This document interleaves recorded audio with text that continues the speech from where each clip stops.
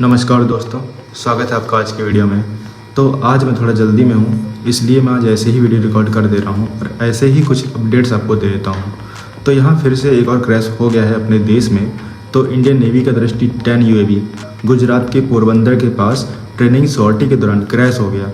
हालांकि सबसे राहत की बात ये रही कि इस इंसिडेंट में किसी भी तरह की जान माल का नुकसान किसी को नहीं हुआ है और इंडियन नेवी ने ऑफिशियल स्टेटमेंट में कंफर्म कर दिया कि दृष्टि 10 UAV पोरबंदर एयरफील्ड से ट्रेनिंग मिशन के लिए उड़ा था, लेकिन सॉर्टी के दौरान टेक्निकल प्रॉब्लम्स के बाद ये नियरबाई एरिया में क्रैश हो गया और नेवी के मुताबिक इंसिडेंट की वजह का पता लगाने के लिए इन्वेस्टिगेशन शुरू कर दी गई है। और रिपोर्ट के मुताबिक ये ड्रोन धर्मपुर विलेज के पास एक खुले फील्ड में गिरा जो पोरबंदर शहर से करीब 6 किलोमीटर दूर है। इंसिडेंट के तुरंत बाद नेवी की टीम मौके पर पहुंच गई और एरिया को सिक्योर करके इन्वेस्टिगेशन शुरू कर दी गई है। तो दृष्टि 10 कोई ऑर्डिनरी ड्रोन नहीं है, ये medium altitude long endurance category का UAV है जिसका use mainly maritime surveillance, intelligence gathering और मैरीटाइम डोमेन अवेयरनेस के लिए किया जाता है, जो कि अडानी एयरोस्पेस ने बनाया है।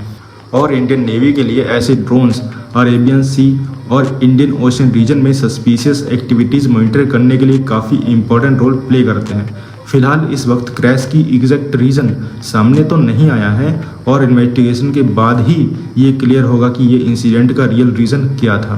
फिलहाल नेवी ने कंफर्म किया है कि ग्राउंड पर किसी भी सिविलियन या मिलिट्री पर्सोनल को कोई इंजरी नहीं हुई है, जो कि एक काफ़ी पॉजिटिव चीज़ है।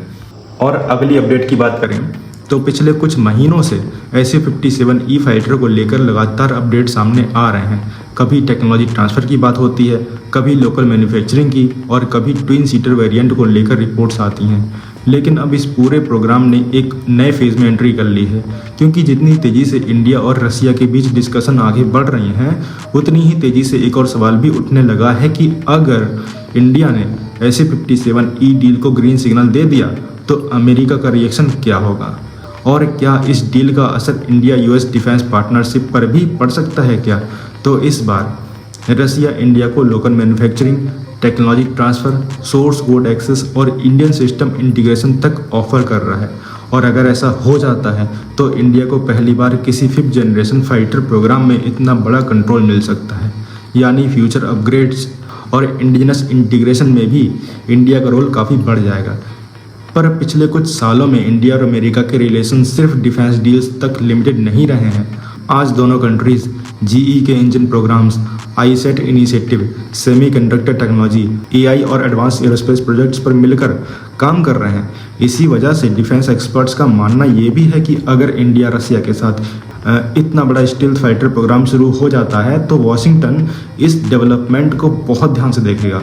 सबसे पहला नाम यहाँ कैट्सा का आता है और ये वही लॉ है जिसके अंडर रसिया के डिफेंस सेक्टर के साथ बड़े ट्रांजैक्शन पर सैंक्शन लगाए जा सकते हैं।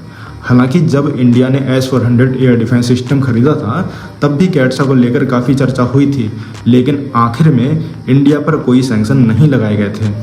पर इस बार भी कई एक्सपर्ट्स मान रहे हैं कि अगर SU-57 डील होती है तो कैट्सा हेडलाइंस में दोबारा आ सकता है।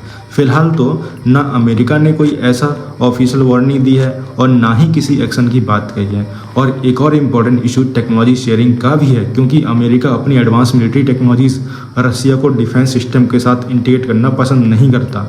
अगर फ्यूचर में इंडिया SU-57 प्रोग्राम के थ्रू रसियन सॉफ्टवेयर आर्किटेक्चर और सोर्स कोड बेस्ड इकोसिस्टम का हिस्सा बनाता है तो कुछ अमेरिकन हाईटेक प्रोजेक्ट्स को लेकर डिस्कशन थोड़े सेंसिटिव तो हो सकते हैं। इसी बीच GE एयरोस्पेस के साथ चल रहे F414 इंजन मैन्युफैक्चरिंग प्रोग्राम भी काफ़ी इंपॉर्टेंट है, क्योंकि ये इंजन फ्यूचर तेजस MK2 को पावर करेगा।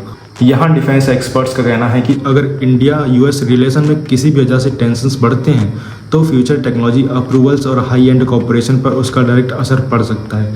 अब देखना होगा कि इंडिया इसको कैसे बैलेंस करता है, क्योंकि आने वाले कुछ महीनों में जो भी डिसीजन होगा उसका असर सिर्फ इंडियन एयरफोर्स पर नहीं पड़ेगा, रसिया और स्पेशली US पर भी पड़ेगा। तो आप क्या कहेंगे इस खबर के बारे में कमेंट सेक्शन जरूर बताइए। मिलते हैं नेक्स्ट वीडियो में। Thanks for watching. जय हिंद, जय भारत।